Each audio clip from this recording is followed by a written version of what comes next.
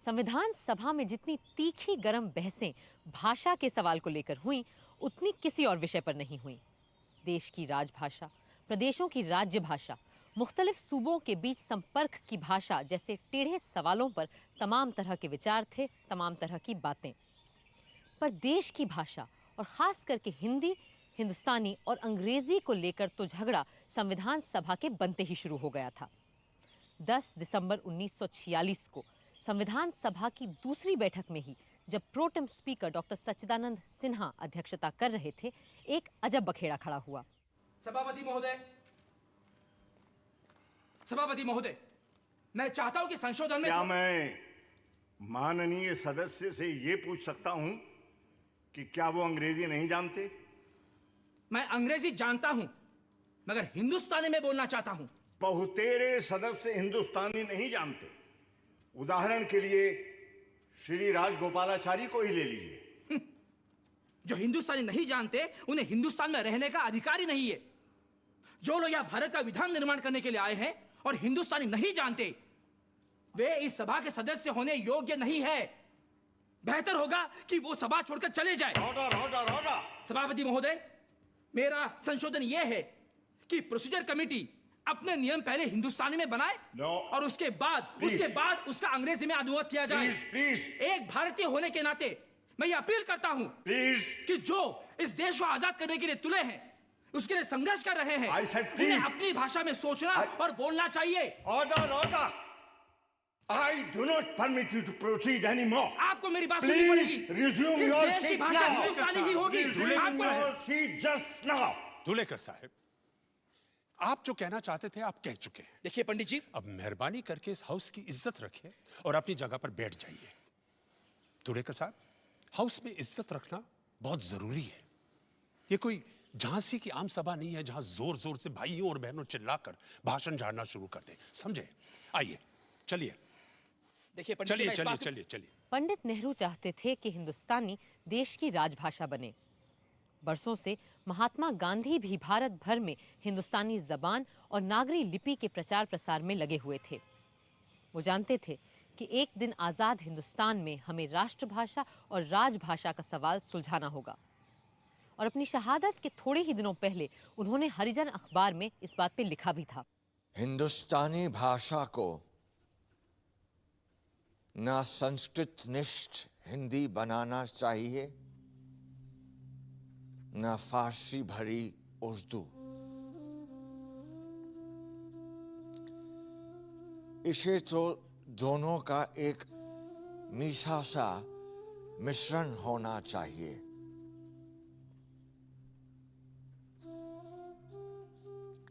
हिंदुस्तानी में दूसरे इलाकों की बोलियों से भी शब्द लेने चाहिए और अगर जरूरत पड़े तो विदेशी भाषाओं से भी। हाँ, अगर वो लफ्ज आसानी से राष्ट्रभाषा में घुल मिल सकें तो।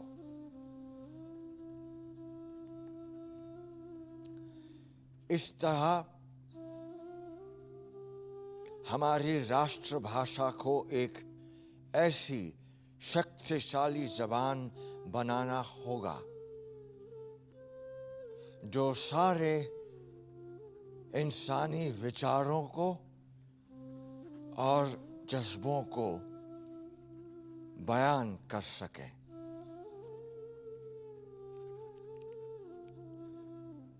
सिर्फ हिंदी तक या उर्दू तक अपने आप को सीमित रखना तो देश की अक्ल और आत्मा के साथ अपराध होगा। मार्च 1947 में ही फंडामेंटल राइट्स सब कमेटी की बैठक में ये तय किया गया कि हिंदुस्तानी संघ की राजभाषा और सरकारी कामकाज की भाषा होगी, जिसे नागरिक अपनी पसंद से देवनागरी या फारसी लिपि में लिख सकेंगे। अंग्रेजी तब तक दूसरी राजभाषा होगी जब तक संघ इसे कानूनन जरूरी समझे।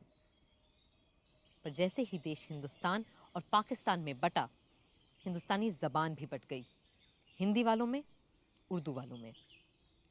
और क्योंकि पाकिस्तान ने उर्दू को अपनी राष्ट्रभाषा घोषित कर दिया था, हिंदी वालों ने तो ठान लिया कि उर्दू को वो पाकिस्तान भेजकर ही दम लेंगे। सभापति महोदय, अब जबकि हिंदुस्तान के 2 टुकड़े हो ही चुके हैं, तो हम इस बात को देखना चाहते हैं कि जो कॉन्स्टिट्यूएंट असेंबली बनी थी और उसका जो दृष्टिकोण था, क्या वो वैसा का वैसा आज भी रहना चाहिए या उसमें कुछ तब्दीली होनी चाहिए। उस वक्त मैंने कहा था कि हमारी असेंबली की भाषा हिंदुस्तानी होनी चाहिए। मैं आपके सामने अब ये बात पेश करूंगा कि आप कृपा करके इस पर विचार करें कि अब हमारी भाषा और उसके साथ क्या स्क्रिप्ट या लिपि होनी चाहिए। मिस्टर धूलेकर, मैं समझता हूं जो सवाल हमारे सामने पेश हैं, आप उससे बहुत दूर चले गए हैं। इस वक्त जो चीजें हमारे सामने पेश हैं, उसके संबंध में क्या कहना चाहते हैं आप? उस वक्त तो डॉक्टर राजेंद्र प्रसाद ने श्री आर.वी. धुलेकर को चुप कराकर बैठा दिया, पर 2 दिन बाद हुई कांग्रेस सदस्यों की एक मीटिंग में यह प्रस्ताव रखा गया कि अब से हिंदुस्तानी नहीं, हिंदी राजभाषा होगी। कुछ लोगों ने इसका विरोध भी किया, पर बात जब वोट पर आई तो 32 के मुकाबले 63 वोटों से हिंदुस्तानी हार गई और हिंदी जीत गई। 27 मार्च 1948 को जब ड्राफ्टिंग कमेटी फिर मिली तो आबो हवा बहुत बदल चुकी थी। It seems Mr. K. Munshi has sent us a resolution passed in a meeting of the Congress members regarding the question of a link language.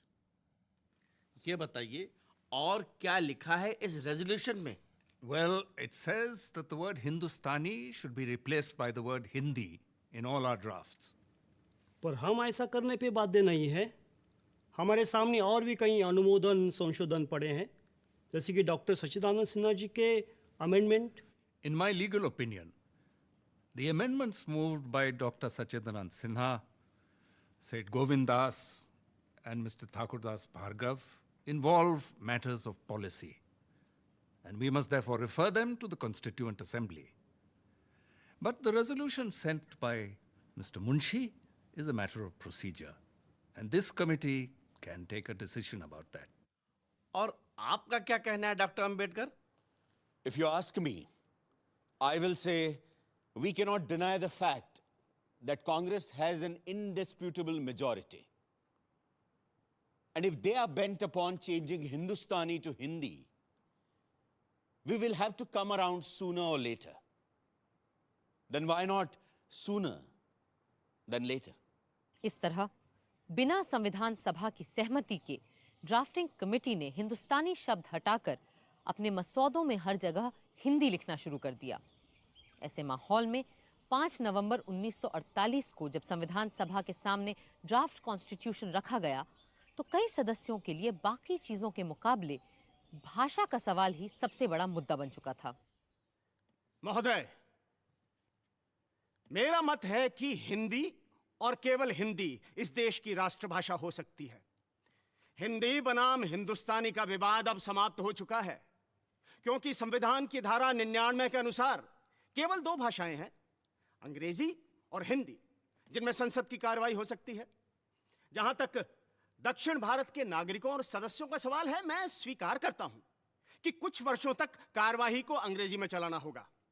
उन पर हम जबरदस्ती कुछ लाद तो नहीं सकते, मगर अंत में हिंदी ही हमारी राष्ट्रभाषा होगी और साथ में देवनागरी हमारी राष्ट्रलिपि। हिंदी वाले अपनी संख्या शक्ति पर इतराते हुए जीत मनाने लगे, पर दूसरे लोग बहुत ठगा हुआ महसूस कर रहे थे। कुछ ने तो भाषा के सवाल पर देश के टूट जाने की भी बात कर डाली। I would, sir, convey a warning on behalf of the people of South India, because there are already elements there who want separation, and it is up to us to firmly try and keep those elements down. And my friends in UP, do not help in any way by repeatedly flogging their idea of Hindi imperialism. Sir, it's up to my friends in UP to have an undivided, unbroken whole India, or it's up to them to have only a Hindi India. दक्षिण ही नहीं, बंगाल के लोग भी उसी तरह आहत थे। The protagonists of Hindi, in their enthusiasm, have gone too far. It is no use repeating ad nauseum the new dictum that independence will be meaningless if we do not all start talking in Hindi or conducting official business in Hindi from tomorrow. It is not only ridiculous, but also totally absurd. और पंजाब वाले भी अपनी जबान को लेकर चिंतित थे। जब तक ये सवाल इस शक्ल में मेरे सामने नहीं आया था, मैं हिंदी और हिंदुस्तानी में कोई फर्क नहीं समझता था। इस सिलसिले में मुझे अपना ही पंजाबी का एक शेर याद आता है, चंगा है सी अनजानिया, सपना पई जब जानिया। यानी जब तक नहीं पता था तब तक ठीक था, जानते ही झंझट में पड़ गया।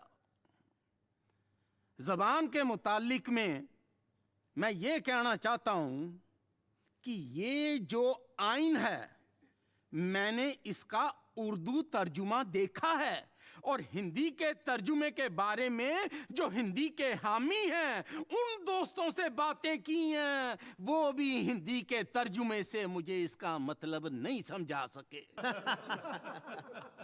खुद पंडित नेहरू ने जब डॉक्टर रघुवीरा का किया कॉन्स्टिट्यूशन का हिंदी अनुवाद पढ़ा तो डॉक्टर राजेंद्र प्रसाद से कहा, सच बात तो ये है कि इस ट्रांसलेशन का एक लफ्ज भी मेरे पल्ले नहीं पड़ा है। पर फिर भी हिंदी के उग्रपंथी हर मौके पर हिंदी हिंदी करने से बाज ही नहीं आ रहे थे।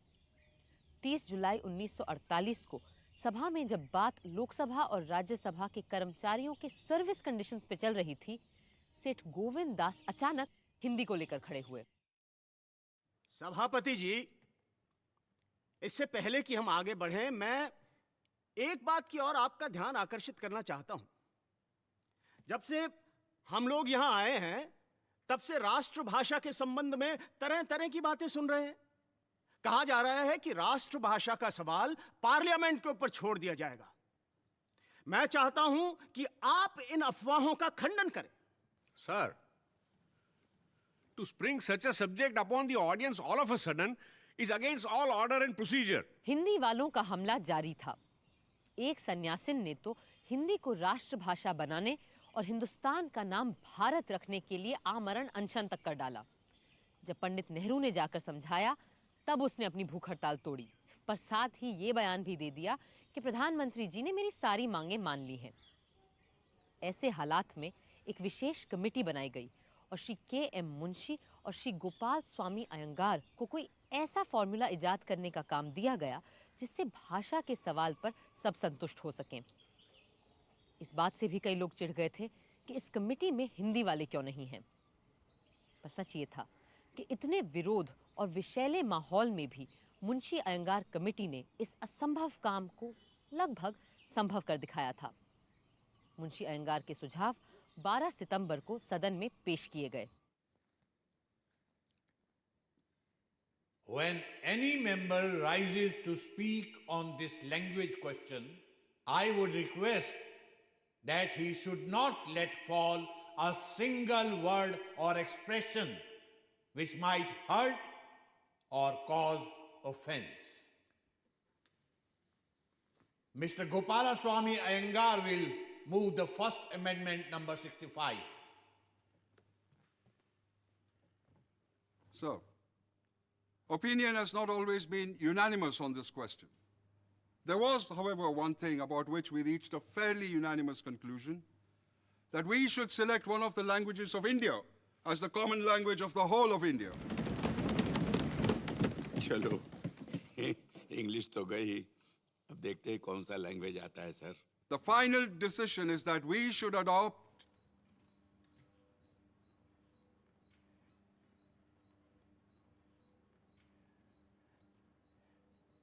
Hindi as the language for all official purposes of the Union under the Constitution the subsidiary decisions were that we had to keep English going for a period of 15 years until Hindi could establish for itself a position in which English stands today. No! So, I move that the official language of the Union shall be Hindi in the Devanagari script, and the form of numbers shall be the international form of Indian numerals. So, the whole world, with one or two exceptions, have adopted the international form of the Indian numerals. It is but right that we should keep in step with the whole world, or it should really be the other way. The whole world is already in step with us, who really gave these numerals to the world. Hear, hear. Hear, hear. Now, sir, a few words regarding the language of the courts. Lawmaking and law interpretation require an amount of precision, and a number of expressions and words have acquired a certain definite meaning. And until we reach that stage in regard to the Hindi language, and I do not think at present Hindi language is anywhere near it, my own feeling is that English language will last in forms of bills and laws and interpretation of such laws, but not for much longer than 15 years.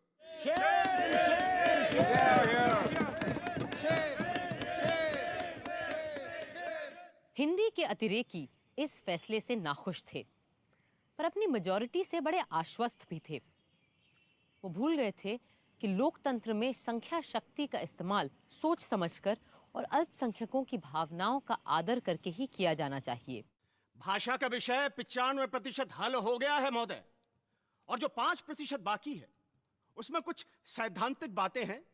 उन सिद्धांत की बातों को यदि हमारे दक्षिण भारत के माननीय सदस्य और दूसरे प्रांतों के सदस्य स्वीकार नहीं करते तो उन्हें हमें भी वैसी ही स्वतंत्रता देनी चाहिए कि हम भी अपने सिद्धांतों पर अडिग रहें और बिना किसी प्रकार की कटुता आए हम ऐसी बातों को बहुमत से निपटा लें। हम हिंदी का पक्ष लेने वालों पर यह आक्षेप लगता आया है कि हम इस विषय को सांप्रदायिकता की दृष्टि से देखते हैं। हम उर्दू से प्रेम रखते हैं, मगर उर्दू भाषा ईरान और अरब की तरफ देखती रही है। उर्दू भाषा केवल मुसलमानों की अकेली भाषा है, यह मैं नहीं कहता, मगर मैं यह अवश्य कहूंगा कि हिंदी के समर्थक सांप्रदायिक नहीं हैं, जो उर्दू का समर्थन करते हैं वे सांप्रदायिक हैं। यह बात सत्य है कि सेकुलर स्टेट को हमने मान लिया है, मगर हमने इसका यह अर्थ तो कभी नहीं समझा कि सेकुलर स्टेट मानना अनेक संस्कृतियां मानना है।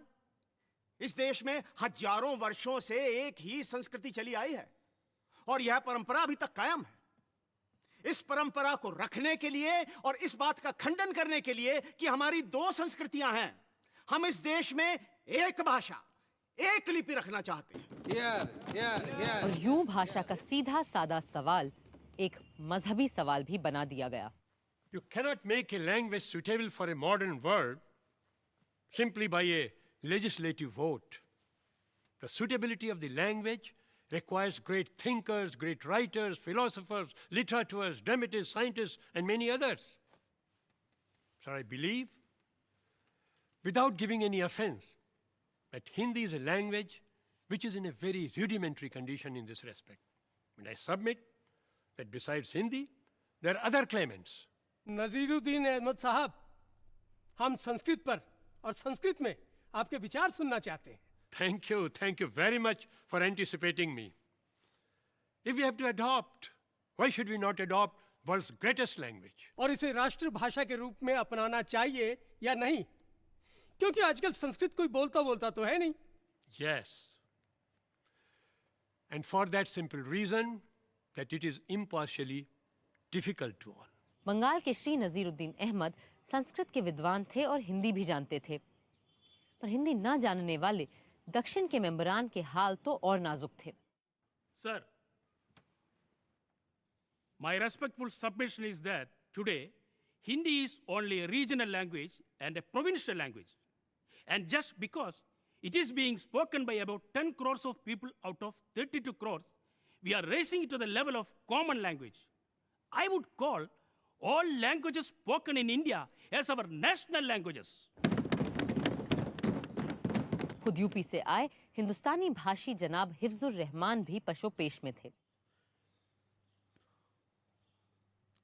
जनाबे वाला, मुझे याद है और मैं भूला नहीं हूं कि जब 30 जनवरी को वो अजीम और बहुत बड़ा हादसा पेश आया जब किसी जालिम ने गांधी जी को हमसे छीन लिया।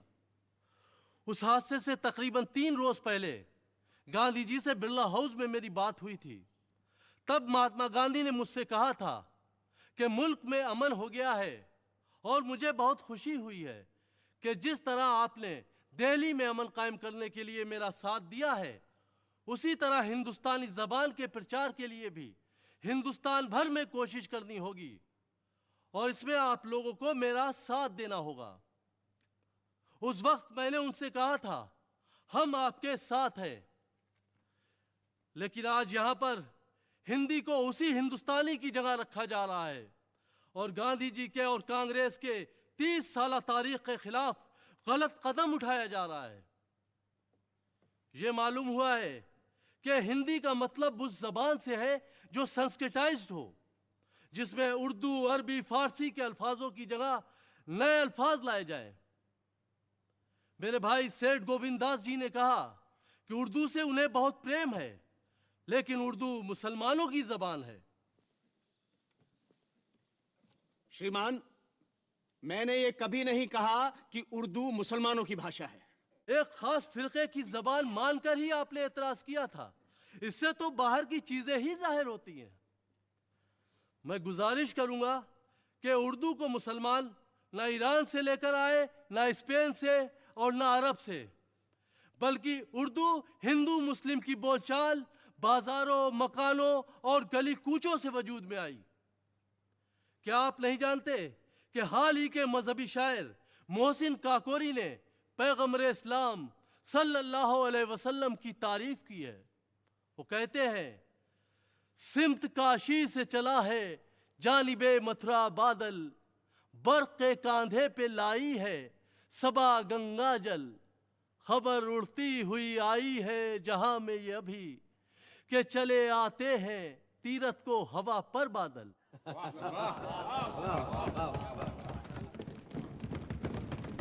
इस शायरी में गंगा और मथुरा का जिक्र आया है और शायर ने मक्का, मदीना और जमजम को काशी, मथुरा और गंगा जल के रंग में दिखाया है।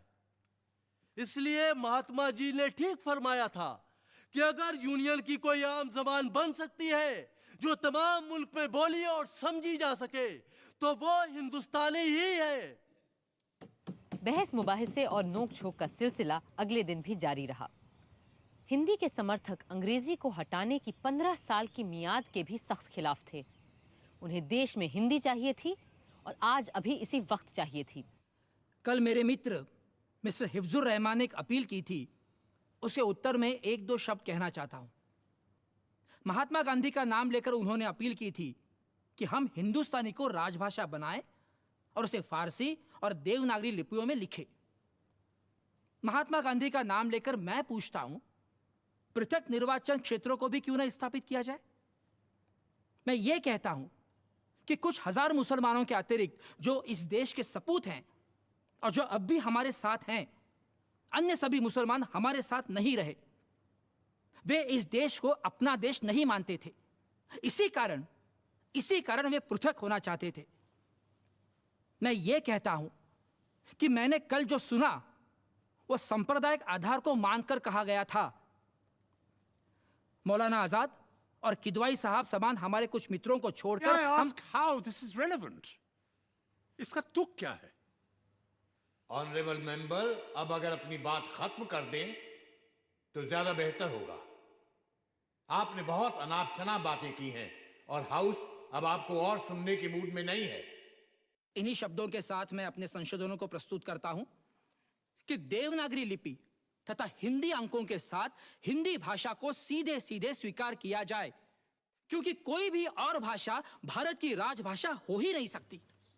Sir, before this unfortunate controversy was precipitated, I took it as axiomatic that Hindi would be accepted as the national language of this country. At that time, I would have accepted Hindi in the Devanagari script as our national language. But today, I have moved away from that. I say with no offense, those friends who have been ardent, if not fanatical supporters of Hindi, have done Hindi a greater disservice than others by their intransigence. By their intolerance, they have created an attitude of resistance to something which should have been naturally accepted as our national language. I have given this amendment of Hindi in the Roman script because I feel, looking at it objectively, looking at it with the greater interests of the country, we must accept the Roman script. But as I say, it will require courage and vision. It will require a need to resist reactionary sentiments and forces.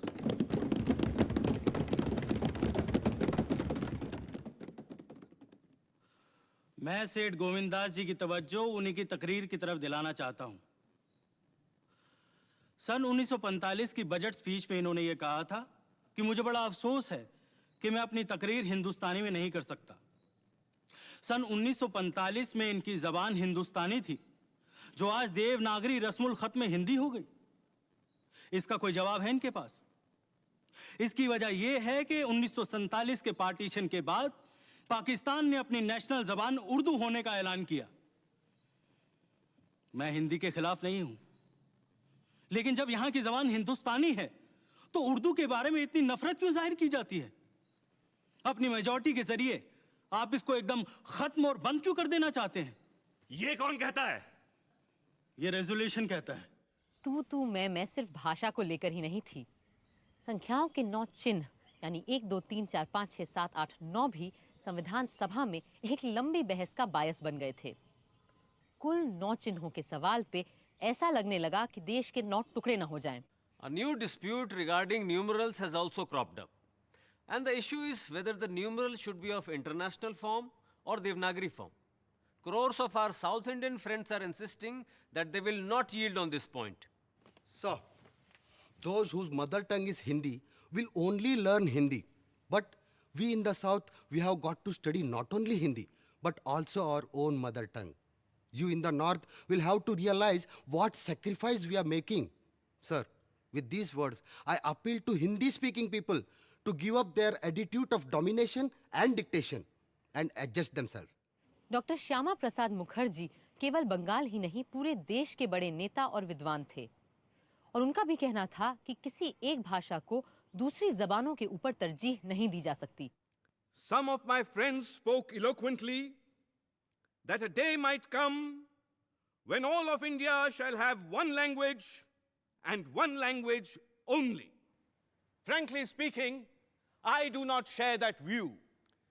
If it is claimed by anyone that by passing an article in the Constitution of India, one language is going to be accepted by all by a process of coercion, I say, sir, that will not be possible to achieve.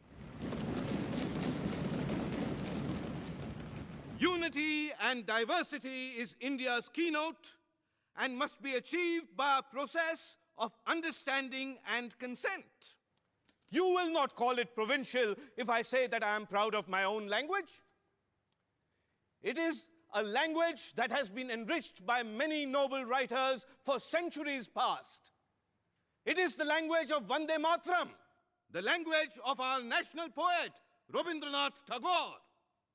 It is the language of India. That is your language.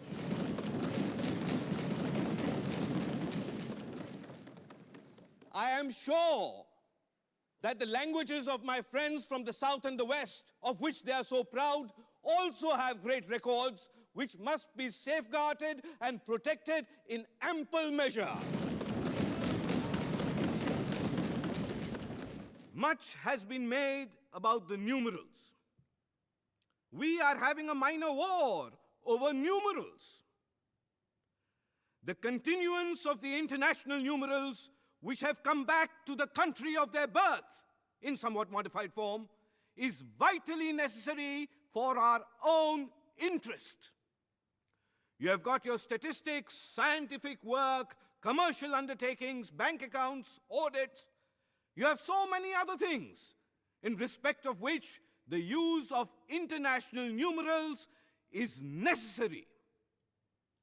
All that we have recommended is the acceptance of a formula which we feel is fair and just to all.